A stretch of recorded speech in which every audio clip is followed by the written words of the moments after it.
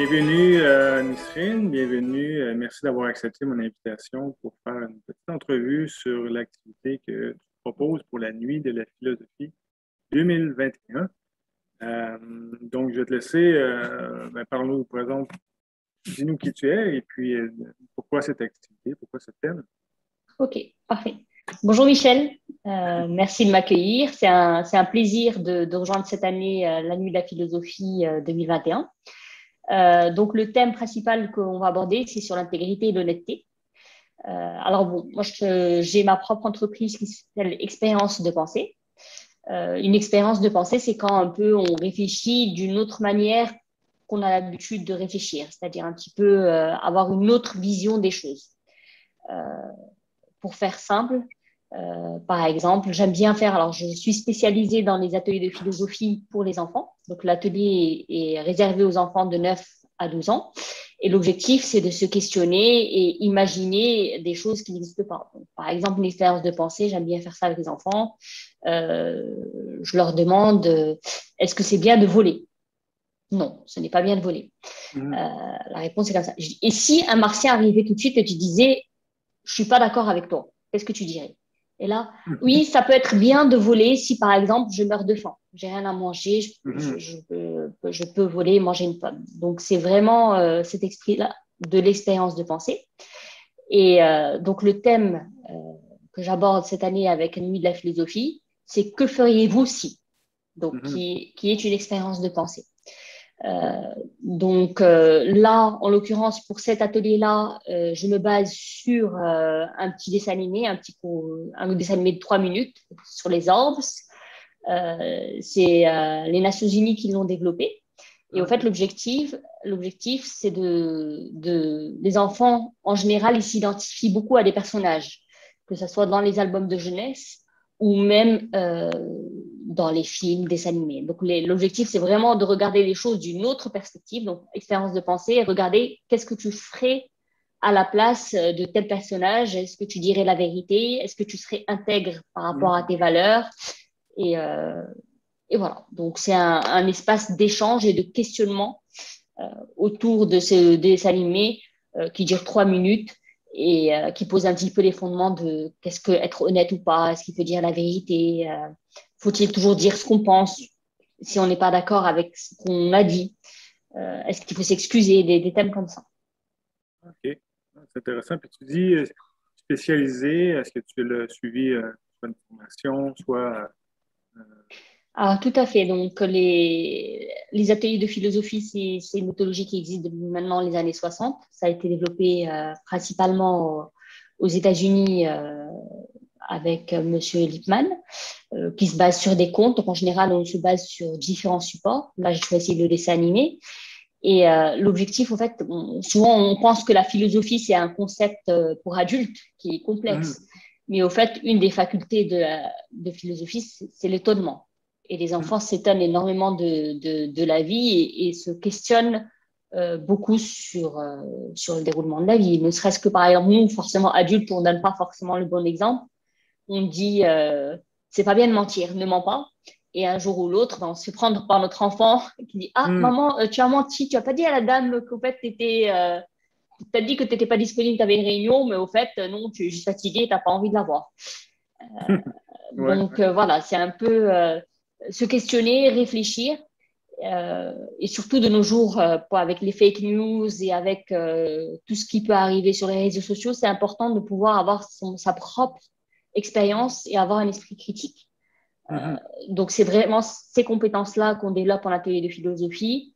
Et puis, une manière de penser, d'argumenter, d'exemples, de contre-exemples et en groupe. Donc, c'est une activité qui est complètement en accord avec l'éducation nationale de manière générale. Et dans les écoles, particulièrement au Québec aussi, ça se développe de plus en plus des enseignants qui intègrent des ateliers de philosophie dans leur classe pour permettre justement cet échange d'idées, de débats. Ça semble bien intéressant. Et est-ce que tu parlais d'une fausse nouvelle, de lien, souvent quelque chose qu'on a. Est-ce que vous touchez que, par exemple, les biais, les sortes de biais qu'on peut avoir, ben, on pense déjà que, donc on voit des choses qui confirment ce qu'on pense déjà. Exactement. Les biais cognitifs, ce qu'on appelle les biais cognitifs, sont assez puissants. Ouais, Donc, en fait, personne ne peut y échapper, malheureusement. uh-huh. Même moi, en tant qu'animatrice, on a des préjugés ou des présupposés. Euh, L'important, c'est de savoir qu'on en a. Une Ouais, fois qu'on sait qu'on en a, on peut corriger le tir et essayer de s'améliorer, se rendre compte que finalement, notre raisonnement est un peu biaisé. Donc, c'est apprendre aussi cette ouverture d'esprit aux enfants et y arriver surtout parce que, par exemple, pour les fake news, il y a des mécanismes qui sont mis en place. ouais. C'est plus ou moins toujours les mêmes. Donc, qu'ils arrivent à détecter comment ça se passe, déceler le vrai du faux. Et bien sûr, derrière, en général, des enfants, ils n'arrivent pas à ce qu'on appelle conceptualiser, donc aller plus loin que leur propre expérience. Mhm. Donc là, en général, c'est ce qui permet aussi l'atelier de philosophie, ça permet d'aller un peu plus loin que l'exemple. Par exemple, je vais dire, est-ce que c'est pas bien de mentir? On me dit, oui, c'est pas bien de mentir, mais ma maman, elle a fait ça. Donc, Mhm. ils vont rester vraiment au stade de l'exemple. Et en général, je vais les emmener un petit peu plus loin que ça et de manière générale, pourquoi c'est bien de mentir, pourquoi c'est pas bien de mentir, pourquoi c'est bien d'être honnête Mhm. et d'être intègre. Donc, ça va un petit peu une step au-dessus. Mhm. Dis, tu parles de mécanisme Mhm. euh, en lien avec des mécanismes pour détecter, par exemple, des fausses nouvelles, des choses comme ça. Est-ce que j'ai bien compris? Là? Comme une espèce de, pas de méthode, mais une façon d'analyser ou de Mhm. vérifier ou de contre-vérifier ou comment vous fonctionnez? Comment ça fonctionne? Alors, tout à fait bon. Donc là, pour cet atelier-là, je ne sais pas s'il y aura, pas forcément, parce que ce n'est pas le thème de Moi, je déborde un l'atelier, hein. peu, là, mais, Oui, voilà. Bon. Mais mais ouais. de manière générale, enfin, on s'en rend compte quand on regarde une vidéo, c'est toujours un peu une musique de fond, une musique qui doute. Mm, Il y a des petits indices qui permettent de savoir une certaine dramatisation. On nous a dit, les médias, mm, une certaine mise en scène qu'on retrouve un peu partout, des questionnements, ou des experts nous ont dit, mais ils ne donnent pas forcément le nom des experts, mm, mm, des choses comme ça qui permettent de déceler un petit peu qu'on peut, potentiellement, hein, ça peut être véridique, mais on peut se faire manipuler. Et à partir du moment où on arrive à savoir qu'on peut se faire manipuler, on peut dire, est-ce qu'il a dit vrai ou pas? Mais ça demande un travail intellectuel euh, qui permet à l'enfant de faire sa propre opinion, ou à ok, l'adulte de manière générale.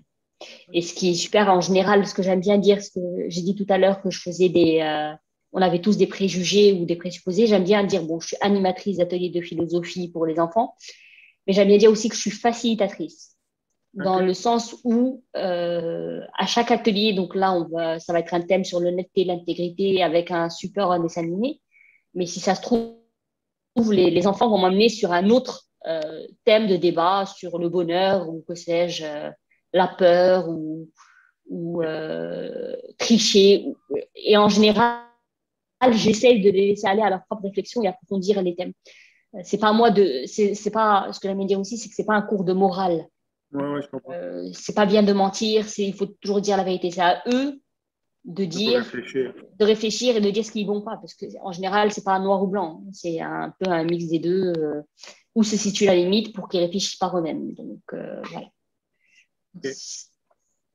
Donc, c'est comme, moi, il y a le thème, mais il y a quand même un guide ben, pour tellement qui arrive à développer une espèce de, je dirais, une réflexion, mais aussi notre propre réflexion nous amène d'autres choses à réfléchir et puis nous alimente nous-mêmes. Exactement. Donc en fait, je suis là, parfois ça peut déborder ou ça pas. Ouais, Je ouais, peux recadrer un petit peu, hein, mais en ouais. général, je m'abstiens ou je fais très attention pour pas Ok, influer mon propre jugement sur eux. ok, ok. Ce qui peut vite arriver, mais en général, comme je suis formée dessus et que voilà, avec la pratique, on apprend à le faire, donc c'est prendre un peu de recul par rapport à notre posture d'animateur ou d'animatrice. Ok. Bon, mais donc cette activité le 18, lors de la nuit de la philosophie, à 18 heures. C'est le 19 novembre. Non, le 18 novembre, 18, non, effectivement. 18 novembre. C'est 18 Je m'en novembre. souviens plus. Oui. Puis, ah oui, j'avais une question, mais est-ce que par exemple, si c'est pour les jeunes, est-ce que les parents peuvent venir et assistent avec les enfants ou c'est juste Alors, pour... idéalement, qu'il soit présent en cas de problème de connexion ou autre, ou si l'enfant a besoin d'aide. Mais idéalement, l'enfant devrait être seul pour pouvoir avoir une liberté d'expression OK. euh, qui n'est pas le poids du parent derrière qui écoute ce qu'il dit, qui pourrait porter un jugement sur son opinion. Parce que le parent OK. aussi a sa propre opinion sur le thème. OK. Après, j'enverrai le lien de la vidéo à visionner en avance et on la visionnera ensemble le jour de Pendant. l'atelier. Mais en cas de problème de connexion ou autre, au moins que l'enfant puisse avoir vu la vidéo pour qu'on puisse en débattre. Mais de toute manière, si jamais il y a des problèmes, on résumera la vidéo avec les enfants. Même quelqu'un qui ne l'a pas vue OK. connaîtra l'histoire pour pouvoir débattre dessus. Et puis, OK. ce n'est qu'un support inducteur. OK. On crée l'atelier et le contenu au fil de l'atelier. OK, ben parfait. On a fait un petit tour. Je pense que très, tout intérêt à amener, ou à propager que les enfants assistent et puis à commencer surtout le plus jeune possible à réfléchir, apprendre à développer un esprit critique. Surtout Mhm. aujourd'hui, à l'ère des réseaux sociaux, on a le plus besoin que jamais de savoir remettre en question, savoir se remettre en question. Le Et chemin surtout, de... ce que je voulais dire, c'est qu'en général, ça fait peur aux parents, mais ce n'est pas du tout une remise en question de leur éducation, Mhm. euh, de leur éducation en tant que parents, et c'est pas des concepts purement philosophiques. C'est vraiment pour questionner et apprendre à s'interroger et à s'étonner de ce qui se passe au courant de la vie. Alors, naturellement, à un Mhm. moment ou à un autre, à force de se questionner, on s'intéresse à la philosophie, Ouais. mais et avec les grands penseurs, etc. Mais c'est bien plus tard dans la vie, c'est au choix de l'enfant de faire ce chemin-là. OK. Ben, merci beaucoup. Je te remercie d'avoir accepté l'invitation encore une fois. Et Merci Michel.